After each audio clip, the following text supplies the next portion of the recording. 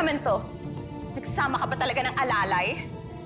Oh, malalaman mo mamaya. Don't worry. Venice, enough.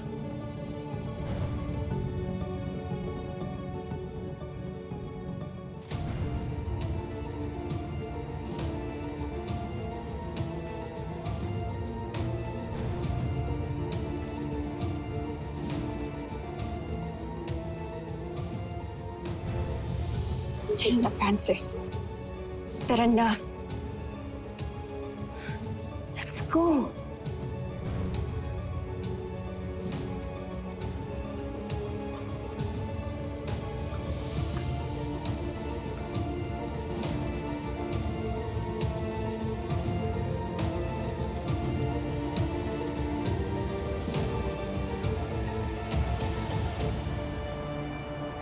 Sumimple lang ako dito. I have to go back to the event. Pero ano na, Neil? Yung inutos ko sa'yo. Parang wala naman kayong bilib sa akin, ma'am. Alam niyo naman mabilis ako magtrabaho. Siyempre nagawa ko. Minanmanan ko si Emil, yung private investigator ng Sergov. Alam ko na kung saan siya nakatira, pati yung pamilya niya. Pati yung mga tao niya, nahanap ko rin. Sa kanila ako kumuha ng impormasyon. At nalaman ko na matagal nang inuutusan ni Sergov si Emil para hanapin na nawawala niya anak. So tama ako. Yung narinig ko dun sa opisina, meron talagang anak si Sergov. At ginagawa ni Sergov ang lahat para makita niya to. Kasi matagal niya na itong hinahanap. Eh, nasa na ngayon to? Ano, buhay pa? Asan? Sabi sa akin ng mga bata ni Emil, patay na daw yung Carmen. Yung nabuntis ni Sergov noon, pinampon niya yung bata. Pero wala silang ideya kung sino nag-ampon. Sinikreto daw ng Carmen hanggang sa hukay niya. Ang alam lang nila, Emil, na babae ang nawawalang anak ni Sergov. No! No! This cannot be. So siya ngayon ang nag-iisang eredera ng mga Palma. Dahil tunay siyang anak ni Sergov, siya ngayon ang magmamana ng lahat ng kayamanan ng mga Palma. Dahil mas matimbang siya ngayon kesa kay Francis. Siya ang tunay na anak eh, hindi ba? Hindi naman oh. Ano yan? Ngayon may kaagaw pa si Venice? Neil, hanapin mo siya ha. Hanapin mo tong babaeng ito.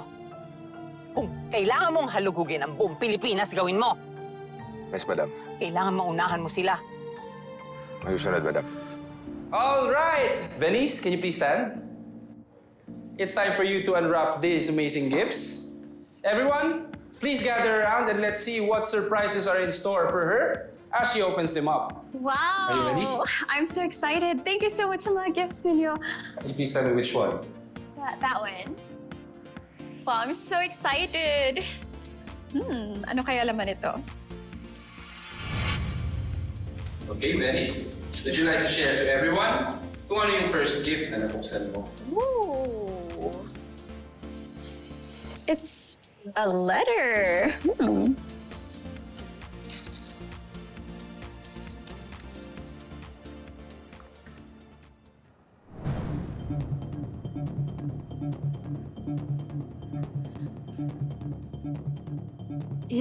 Is this a prank?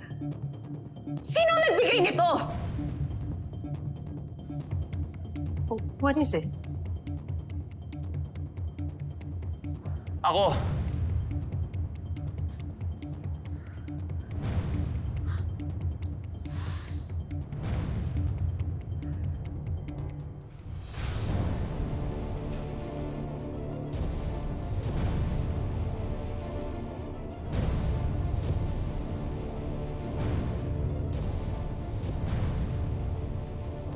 Happy birthday, Venice.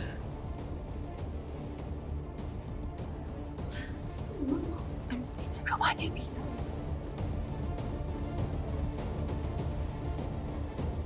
Ako nagregalo sa'yo niyan. Nagustuhan mo ba? James? Ikaw yung nagbigay nito?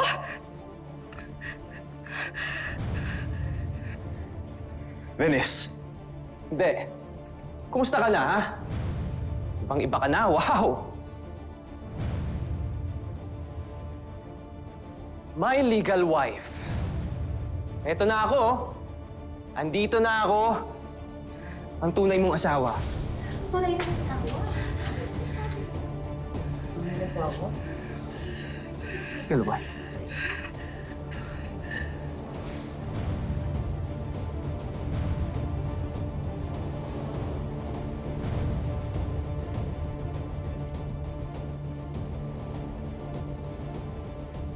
Ano to, Venice? Anong sinasabi niyang legal wife? Sino to? Ha?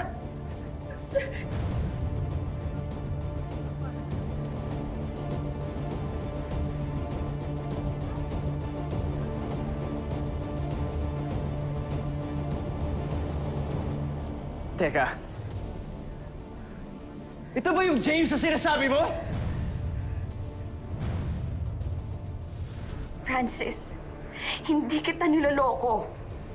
Sinabi ko lang naman na may relasyon kami ni James para layuan mo ako, pero walang namamagitan sa amin ni James, okay?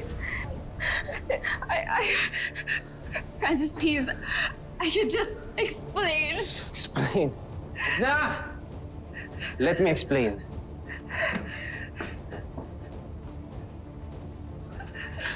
Francis, di ba? Finally, nag-meet din tayo. Ako si James. James Ramirez. At ako ang tinatagong lalaki ng asawa mo.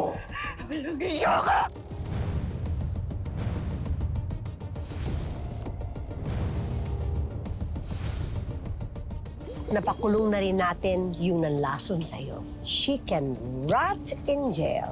No, mamita. They're innocent. Malakas ang duda ko na si Venice ang may kagagawan kung bakit ako nalason dahil ayaw niya lumabas ang totoo. Pwede ba tayo mag-usap? Eh bakit? Pinakinggan mo ba ako dati? Eh di ba nga, tinapon niyo lang ako pagtas niyo ako gamitin? Ipaglalaban na kita, Tatat, kasi palanggata ka.